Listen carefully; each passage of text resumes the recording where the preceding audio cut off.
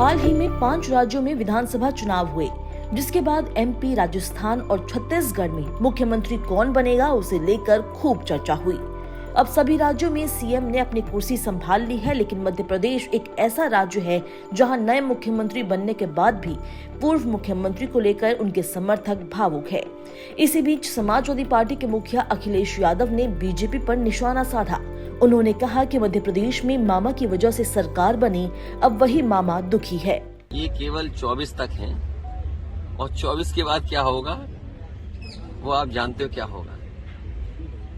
ये केवल दिखाने के लिए है, जो कहावत है ना वो वही है कहावत। ये केवल दिखाने के लिए है, क्योंकि मध्य प्रदेश की बात आपने कही है।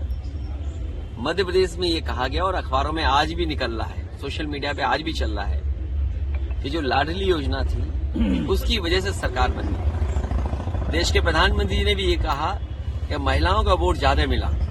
अब आप खुद कल्पना करिए कि लोकतंत्र में जिस नेता की वजह से सरकार बनी हो वही मामा दुखी हो।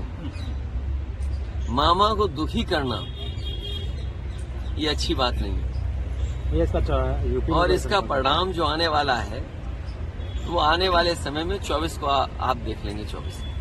2024 में आने वाले लोकसभा चुनाव को लेकर भी अखिलेश यादव ने कहा कि जैसे जनता ने विधानसभा में परिवर्तन के लिए वोट दिया, वैसे ही एक बार फिर परिवर्तन के लिए वोट दिए जाएंगे। आप कन्नौज में बताइए, क्या कोई कारखाना लग गया? क्या उद्योग कोई आ गया? यही बीजेपी के लोगों ने सपना दिखाया कि निवेश के लिए हम बड़े बड़े कार्यक्रमों का आयोजन हुआ। क्या निवेश पहुंचा जमीन पर? और अगर निवेश जमीन पर पहुंचा है तो उस निवेश के माध्यम से कितनी नौकरी, कितने रोजगार मिले, ये सरकार बताए। अब जमीनें ढूंढी जा रही है जिलों में। सुना है कुछ दिनों पहले सरकार ने यह कहा कि निवेश के लिए जमीन चाहिए। जो सरकार 2 साल होने वाले हैं, अगर निवेश के लिए जमीन नहीं ढूंढ पाई है तो निवेश होगा कहां पर? आपके जिले में भी कहीं न कहीं जमीन चिन्हित करने की कोशिश की होगी। तो बताइए, निवेश के लिए जमीन ढूंढ रहे हैं और जो निवेश के लिए सब कुछ तैयार है वो आधा अधूरा पड़ा हुआ है। एम्बुलेंस इन्होंने बर्बाद कर दी, पुलिस को बेईमान इन्होंने बना दिया। यूपी में निवेश पर व्यंग करते हुए उन्होंने कहा कि निवेश कहां हुआ है। करोड़ों खर्च करने के बाद अब सरकार जमीनें खोज रही है। मैंने कई मौकों पर कहा कि जिस तरह का परिणाम आया है भारतीय जनता पार्टी के लिए चिंता का विषय है। जहां कहीं टीवी पे, अखबार में या और लोगों से जो सुनने का मौका मिला है, सभी ने ये कहा कि परिवर्तन के लिए जनता ने वोट दिया। राजस्थान में कांग्रेस की सरकार थी, उसको हटाने के लिए जनता ने वोट दिया।